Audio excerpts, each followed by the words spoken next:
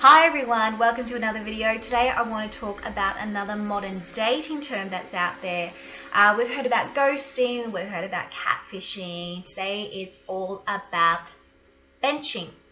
Okay, for those of you that don't actually know what benching is when you're dating someone and it's going really well and you think that you're moving on to the next stage and all of a sudden they pull back. And so you get confused, and so then you go, well, maybe it's not meant to be, and so you start to pull back, but then they give you a little bit more. So then you think, oh, perhaps they're interested again, and you start to, become involved with them again, and then all of a sudden they pull back. As you can see, it's kind of like being in this state of constant limbo, where they feed you just enough to keep you interested, but they're not going to ever fully commit to you.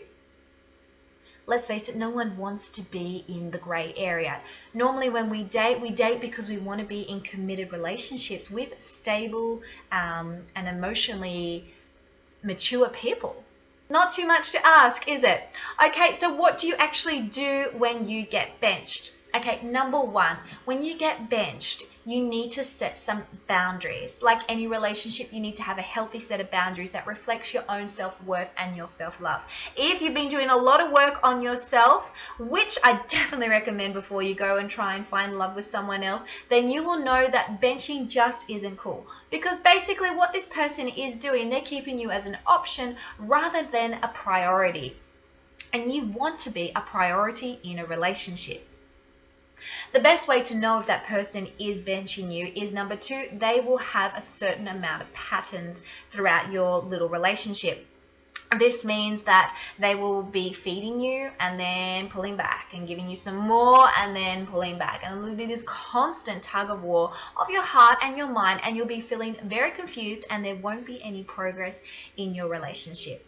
What you need to do is you need to not only set boundaries, but you also need to keep them accountable for their actions. You need to address their behavior. Don't be afraid to talk about what's going on.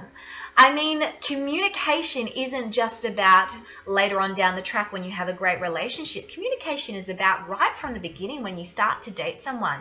If you're not cool with what they're doing and you know it's not right and it's making you miserable, then you need to talk about it. The best way to do it is to come from a point of not trying to be aggressive and not trying to force them to commit to you. Because the bottom line is, if someone wants to commit to you, then they will.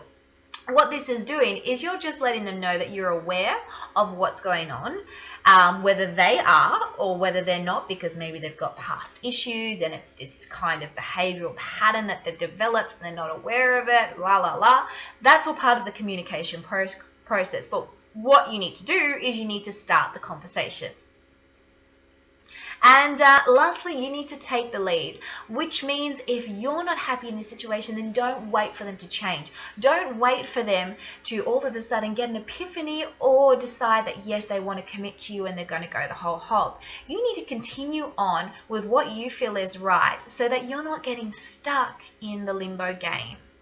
Because that's what they'll do. Remember, they'll give you enough to just keep you there, but they won't give you everything that you truly want. It might mean that you don't get to date this person anymore. It might mean a little bit of heartache, but you've got to look at the bigger picture here, and you've got to remember that this behavior is not acceptable, and it's not going to give you your ultimate desires of your heart, which is a lovely, healthy, strong, committed relationship.